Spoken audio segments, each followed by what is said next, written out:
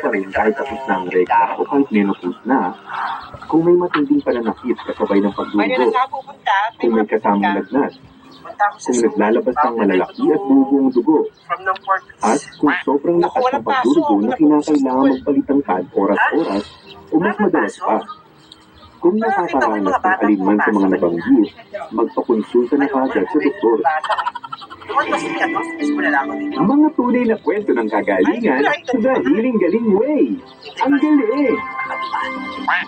Mahintay mo lang dito eh. Hindi po normal na kapag tayo ay binibisita ng ating buwan ng dalaw sa lahat ng kababaihan, hindi po normal na nakakaranas tayo ng pananakit, mga discomfort na halos mamilip na tayo sa sakit.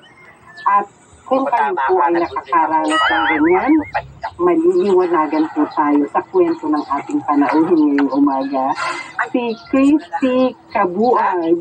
Happy healing morning, Christy. Happy healing morning po. Magaling ka na? Opo. Matapos ang isa't kalahating taon, napagka ikaw ay may buwan ng dalaw, ano nasa sa higa, naniniligit? Paano mo? Ano po, nakahiga na lang po sa higaan, naniniligit po sa sakit, naglalagay po ng mga maiinit na tubig dito. Dahil parang masakit yung hawa. Tapos, dahil po, maghapon na lang po sa higaan, kasi po masakit. Ilang araw na gano'n? 2 weeks po akong ganyan. Ay, ang tagal naman. First week ng July po. Pero nung mga nakaraang buwan po, tumatagal po yung menstruation ko ng 5, 6 hanggang 7 po yun. Na 6 and 7 days na malakas. Opo. Pero bago nangyari yon, wala kang discomfort sa buong buhay mo. Wala kang kaso. Ang inakala ko ni Christy ay dahil nasa menopausal stage na siya, ay bahagi ng pag-menopause. Ganun ba? yun po yung ini-expect ko po. Kasi nga po, 47 na po ako. Anak ko po, normal po yun kasi nilipas ko po ako. Ngayon po, parang umabot po kasi ang bleeding ng 2 weeks. Parang hindi na po normal. At saka sobrang sakit po. So, nagpunta ka kay Doc. Sa gynecologist po. Yung una po, ultrasound, tapos yung blood test, saka po sa urine test. Tapos po na-detect po na may myoma daw po ako na 2 cm. Tapos ang ovarian cyst ko daw po sa loob is 4 cm po. Ngayon sabi ko sa akin ganyan, mababa na yung bleeding mo. Dahil sa bleeding ng bleeding. Sobrang lakas ng pagdurugo every month. 6 na araw na dire-diretso malakas. Anemic Sa akin ang anak ninyo, kaya diyan naman siya pumasok. Kasi pag-uwi siya ng bahay, wala man lang kalungsar, wala man lang taon. Tanghalian na, hinanda, dapat at least 120/80, yung mga ganyan, di ba? Kung mababa na, nahihilo ka nun. Opo, pag bumabangon po ako, nakakahilo na po, hingal na rin po.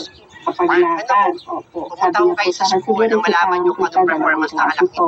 So, ganitong oras mo po iinumin. Tapos, good for 1 month po. And then, after 2 weeks, balik ka sa akin. Kung nakabili po ako ng gamot, kung unang inuman, okay naman po eh. 5 days ko na po siya iniinom, iba na po. Bloated na po yung sikmura ko lagi. Wala na po akong ganang kumain.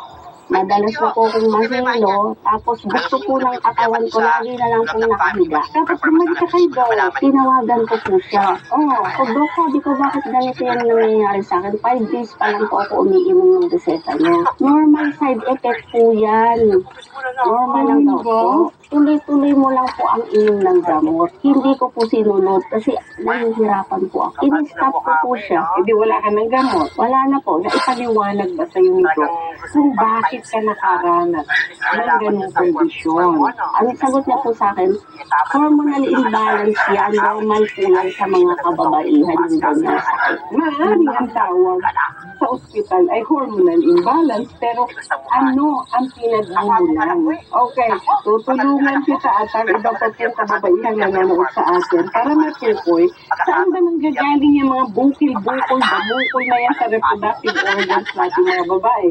Whether sa uterus, sa cervix, sa ovaries, no? Kasagot ka lang ng yes or no. Biglang nag-quiz. Ang tanong ko, iskoran niyo po si Christy, no? Sa mga nanonood sa atin.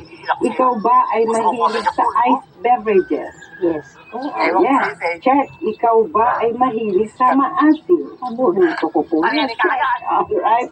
Now, pag naglalaba, naghuhugas ng pinggan, pati ba ito'y nababasa? Na para ka